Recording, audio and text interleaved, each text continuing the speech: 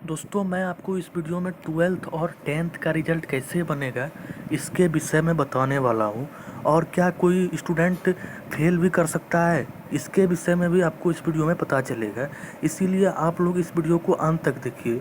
और 10th के student आप लोग 12th के जो मैं बताने वाला हूँ 12th का कैसे बनेगा रिजल्ट उसको आप लोग फॉलो करिए। वैसे मैं आपको 10th का वीडियो के अंत में बताऊंगा, लेकिन प्रोसेस सब 12th के जैसा ही रहेगा, इसीलिए आप लोग वीडियो को स्किप नहीं करिएगा। तो आप जैसा कि देख पा रहे हैं कि मेरे सामने एक 11th का रिजल्ट है, एक स्टूडेंट का है, जिसमें आप देख पा रहे हैं सारा नंबर यहाँ पर फीड किया गया है। इंग्लिश में 34 नंबर है, फिजिक्स में 27 है, केमिस्ट्री में 27 है, मैथमेटिक्स में 30 है और इकोनॉमिक्स में 35 है। 154 है टोटल नंबर और फुल मार्क्स है 50। तो इसी के बिहाफ पर मैंने रिजल्ट को बनाया है। तो आप देख सकते हैं दोस्तों कि ये जो रिजल्ट है इसको मैंने यहाँ पर फीड कर लिया है। और अब 12th रिजल्ट कैसे बनेगा ये जानते हैं।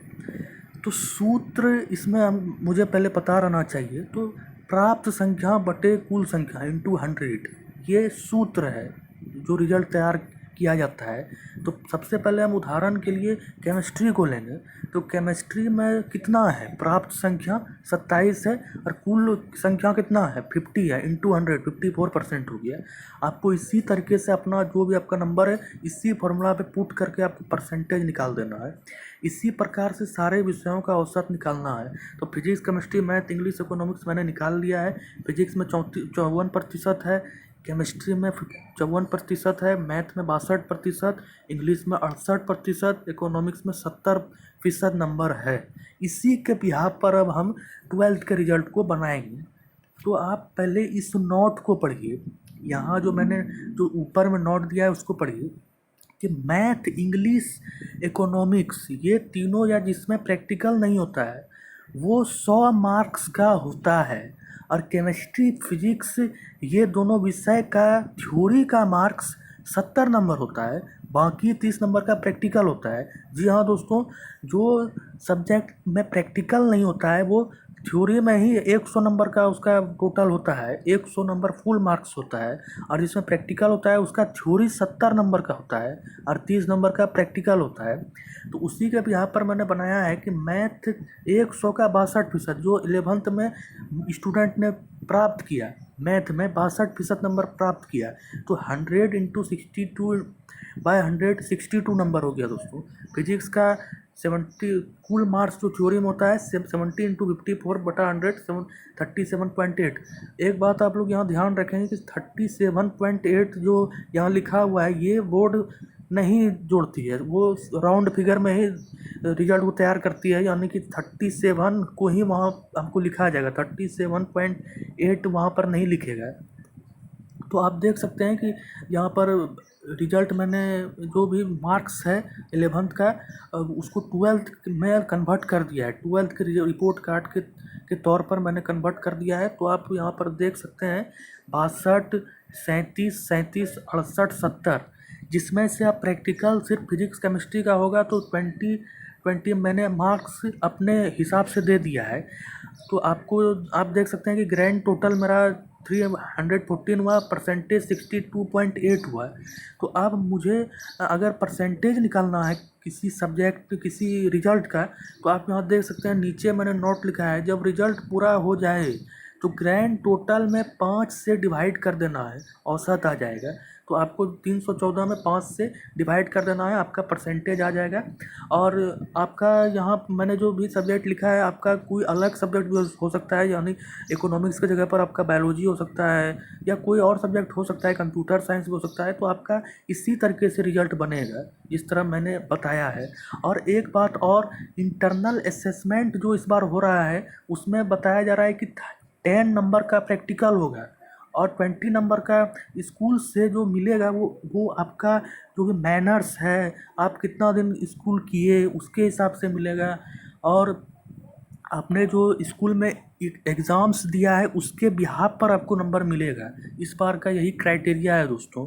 तो 20 नंबर मैंने लिखा है, इससे ज़्यादा भी मिल सकता है, इससे कम भी आ सकता है।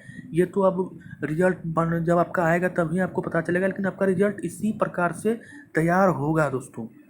और अब हम 10th की ओर चलते हैं कि 10th का रिजल्ट कैसे बनेगा। तो देखिए दोस्तों, अब ये 10th का है, तो सबसे पहले 10th के स्टूडेंट को जानने की आवश्यकता है कि A+ जब आपका नंबर आता है तो वो 80 से 100 के बीच में होता है, और A ग्रेड जो आपको मिलता है वो 60 से 79 के बीच में आपका नंबर होता है।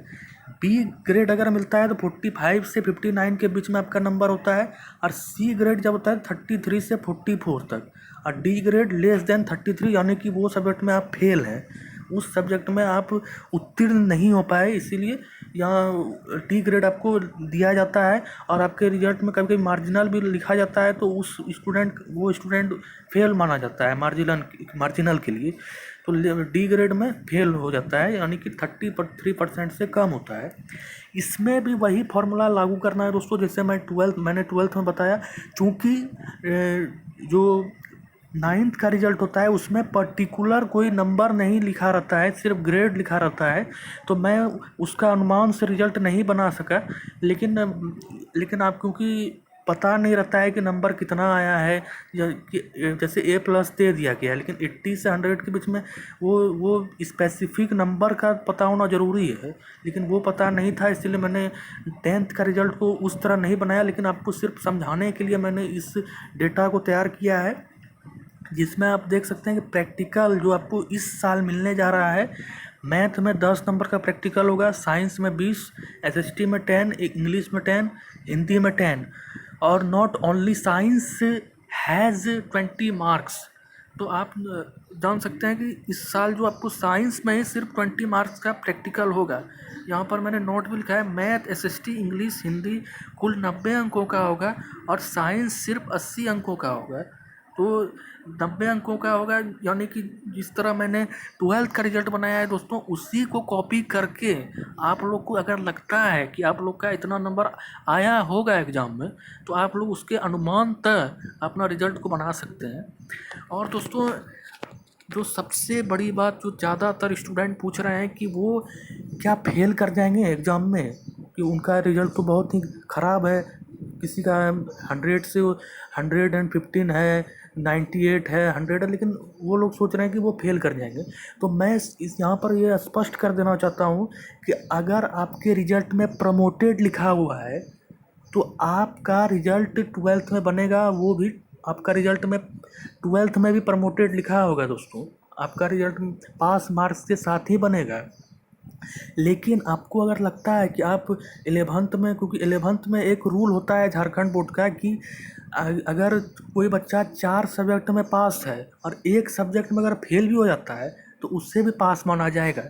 अगर आप किसी एक सब्जेक्ट में फेल हैं, यानी कि आपका 33% से अगर नंबर कम भी है, फिर भी आपको उस सब्जेक्ट में बोर्ड आपको पास मार्क्स दे देगी। इस साल का यही क्राइटेरिया है कि इस साल आपको पास कर दिया जाएगा। यानी कि अगर मान लीजिए आपका केमिस्ट्री में आप फेल कर गए, आपको 16 नंबर मान लीजिए कि 11th में आया, अगर 16 नंबर ही आया, आप 1 नंबर से फेल कर रहे हैं तो आपको दे दिया जाएगा 1 नंबर। अगर आपका 10 नंबर भी आया है तो फिर भी आपको दे दिया जाएगा, फेल नहीं किया जाएगा इस साल आपको फेल नहीं किया जाएगा। लेकिन हाँ, आपका नंबर कम हो सकता है क्योंकि आप उस सब्जेक्ट में फेल हैं और आपका 11th में मार्क्स भी अच्छा नहीं आया है, तो नंबर्स कम आ सकता है, लेकिन फेल नहीं किया जाएगा। जो बच्चे प्रमोटेड हुए हैं 12th के लिए, वो सारे 12th में भी प्रमोटेड ही होंगे। 12th के बाद भी 12th का जो रिजल्ट आएगा उसमें वो प्रमोटेड होंगे। तो दोस्तों, आपको अगर ये वीडियो पसंद आई तो इसे लाइक करिएगा और इसे ज़्यादा से ज़्यादा शेयर करिएगा, और इस चैनल को सब्सक्राइब करके रखिए, क्योंकि मैं आपके लिए तमाम झारखंड एकेडमिक काउंसिल से जुड़ी अपडेट ला रहा हूँ। धन्यवाद।